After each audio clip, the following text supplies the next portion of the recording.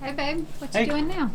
Well, I'm displaying some new boots that we just got in stock here and put them out so that our customers can see them and hopefully make a better choice on the right boot for them.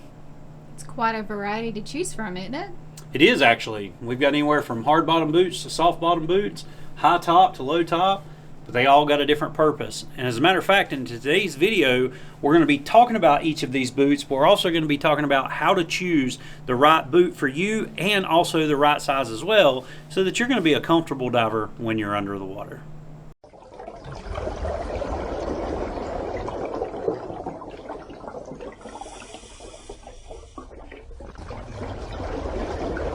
What's up, guys? It's Bryan again from Lake Hickory Scuba and Marina. If you are new to our channel, do me a huge favor. Hit this little subscribe button right here and ding that little bell as well. That way you guys are going to be notified every time we upload new content. Now in today's video, we're going to be looking at the different types of dive boots, and I'm going to be giving you some pointers on how to pick out the right dive boot for you. We're going to be looking at designs. We're also going to be looking at different sizes and even thicknesses of boot to make sure that you're getting the proper one for whatever type of diving you're doing. So with that being said, let's take a deep dive into how to choose the right dive boot. So babe, yes, what are the different types of dive boots? Well, in short, all dive boots are not created equally, although they're typically all going to be the same material. We're just going to be using a neoprene based material here. In the Mares lineup specifically, we're going to have different styles for 5mm boots and different styles for either 2.5 or 3mm boots. Both the Tri-Elastic and the Flexes come in both 3 and 5. The Classics come in 3 and 5. And of course the Equators will either come in a 2.5 or a 3mm. And if we take a quick look, we will notice on the Flexes here, this is a high top boot. It's usually an 8-inch tall boot. You're going to have a zipper closure here on the side, makes it getting it or putting it on and taking it off very easy as well.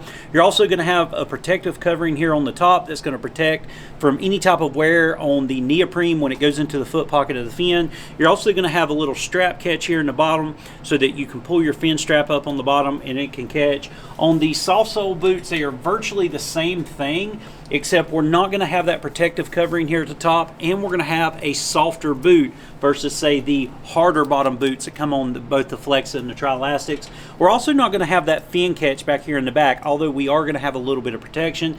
Even though these also come in a 5mm, they're going to keep your feet plenty of warmth. The major difference between these two is when you're not wearing fins. So up here on the surface, you're walking around with say heavier tanks on and things like that. Maybe you're walking across rocks. A lot of people will go with the hard bottoms just because they're going to give you a little bit more protection on your bottom or on the bottom of your feet. Now with the soft sole boots, they're going to work good for boat environments or say a beach environment where you're walking across the sand and things like that. Now with these little slip-ons, what these guys are great for are just basic water shoes, if you will. So maybe if you're snorkeling, you got a fin that's more of a snorkeling fin, not necessarily a slip-on or a full foot, but a snorkeling style fin. These are going to work great for it as well. Or if you are, say, in the tropics, they do make certain types of fins that don't really have straps back here. They just kind of slide on. These can kind of double as socks, although we will be looking at socks here very quickly as well. Hey babe. Yes? How do we size for the boots? Well, sizing for the boots probably the easiest thing for you to do, especially if you're in the market, say, for an upgraded version. Most manufacturers are going to pretty much be true to size. Unlike the wetsuit video we did where we said that, you know, different manufacturers are going to have different sizing.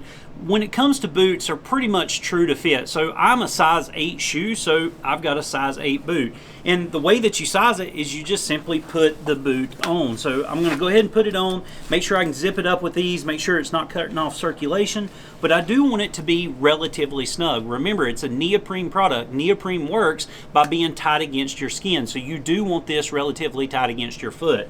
You do want a little bit of support here around the ankle area and around the sides of your feet, and you also want to make sure that you're not too overly tight up front. It's okay to have just a little bit of foot pocket up here.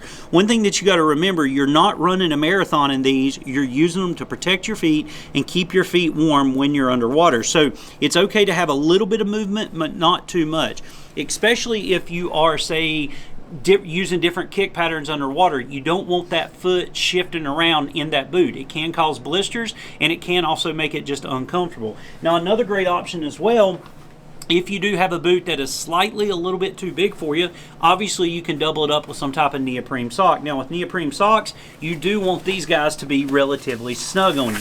So I'm gonna go ahead and get this guy put on, and as you can see, it's gonna completely encompass my entire foot. My toes are coming all the way to the end. I can move them, and it's tight, but not overly tight, which means it's not cutting off circulation. And then obviously I can put it with the neoprene sock down in the boot as well. Now they do make Lycra socks as well if you want to use some type of Lycra sock, but you don't want it too overly tight with it. So as you can see, I'm struggling just a little bit to get my foot in there, and with this particular sock here, I may not be able to get it zipped, which I was able to, but it is really, really uncomfortable here on the side. So if I was going to be wearing a neoprene sock with it, maybe for additional warmth and things like that, you may want to bump it up one size. So if I was to wear this sock, I would probably go to a size 9 instead of a size 8. Now obviously with a 5mm thick boot here, I can get into some pretty cold temperatures with this. I really don't need that neoprene sock here. So we're going to test it one more time by simply taking the sock off. Let's go ahead and put the boot on.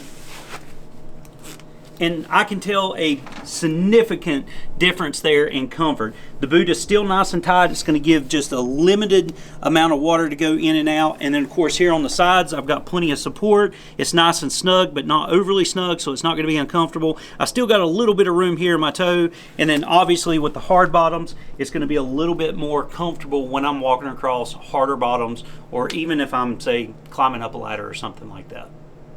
Okay, another question. Yes. How do we know if the boots we just picked out will work with our fins that we're using? Very great question. So on a open heel type fin, obviously we have this foot pocket here. Now, even though I'm a size 8, both with the Classic, the Tri-Elastic, and even the Flexa in this case, I do want to test it with my fin as well. So if I use the soft sole here and I put this fin on, this is the size regular and the Maria's Avanti Quattro. And I can actually pull the strap up and see that that is relatively a decent fit. However, there's actually quite a bit of gap right over in here in this area here. So it's not as snug as I quite want it to be. Now, obviously, if it was too big, your foot would just be shifting around. But even just a little bit of bigness there, you're gonna have the problem of what's called parachuting effect as you're moving through the water column. And I don't want that. I don't want too much play down here. Once again, it can wear blisters. Yes, you can even get blisters through the neoprene if you're not careful, especially if you're using some type of, say, spring strap versus a bungee or a standard strap. Now, trying it with the hard bottoms, you'll see since the hard bottoms are a little bit thicker, as I go to slide that in, it's going to completely encompass that entire foot pocket. Now there's absolutely no gap on either side of this fin anywhere around it. So the hard bottoms for the size regular is going to be a little bit better for me versus, say, the soft bottoms. If I'm going to go with the soft bottom shoe or the boot, I'm going to have to drop down in a foot pocket size on my fins. So since I do have the Avanti Quattros and I do use size regular and both size 8s fit, however, the hard bottoms fit better with the fins, I believe the hard bottoms are going to be a little bit better option for me. So there you go, guys. That's how you choose a new dive boot. Obviously, you want to go to your local retail training center, let an instructor help you out if you need help, or let one of the sales staff at your local center help you out in picking the right boot. Whether it's a soft sole boot, a hard sole boot, or even if you need some type of socks with it, definitely go and try them on before you buy. This is one of those items that, yeah, you might get a little cheaper online, and if you already know what size you are and you're getting the same brand you've always, it might be okay to buy online. But if you're in the market for a brand new boot or you are new to diving, please go try before you actually buy. You want to make that one-time purchase versus having to make multiple purchases over time. Now, last thing that I would encourage you to do is also make sure you take your fins with you. Unless you're obviously getting a new set of fins, take your fins with you, because once again, you might get a soft sole boot because it fits, but it doesn't fit your fin pocket when you get home. So take it with you whenever you go to get these boots to make sure everything is going to fit you properly. But guys, that's it. That's how you pick out a new dive boot. If you got any questions, comments, or concerns, drop me a question down below and we'll discuss. If this video helped you out, give me a big thumbs up. Definitely share it. And I hope all of our videos help you out. I hope they're educational to you, and I hope it makes your choice in picking out dive gear a little bit easier in the future. Guys, that's going to do it for today. Take care, God bless, and I'll see you in the next one.